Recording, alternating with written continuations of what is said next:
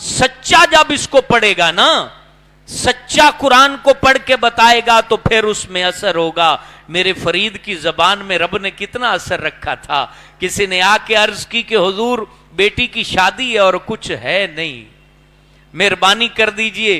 हुजूर शेखुल इस्लाम फरीदुल हक व दीन मसूद गंज शकर रहमतुल्लाह अलैह ने कुछ गुठलियां उठाई और उसके ऊपर सूरह इखलास या फातिहा पढ़ के फूंक मार दिया और कहा कि जाओ और अपनी बच्ची की शादी करो। जाके देखा तो वो सारी गुठलियां सोना बन चुके थे।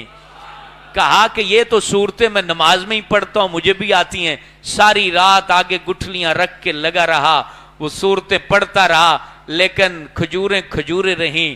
फिर आके अर्ज करता है, बाबा जी माजरा क्या है? एक बार बोला था आपने और खजूरें जो है ना गुठलियां सोना बन गई, तो मैं तो सारी रात कहता रहा हूं, पढ़ता रहा हूं, कोई असर नहीं हुआ।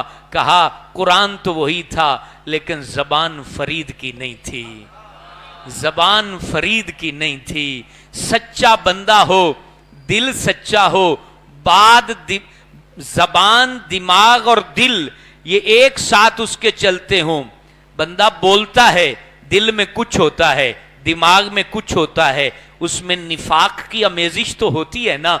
मेरा फरीद जो बोलता था वही सोचता था, वही दिल में रखता था, रग रग में वही था। अगर जबान पर अल्लाह था तो जर्रे जर्रे से उनको अल्लाह तबारक व ताला की कुदरत के नजारे भी तो नजर आते थे। वो अल्लाह के बनकर रहे तो जबान से जो कहते थे रब उसमें असर पैदा फरमा देता था।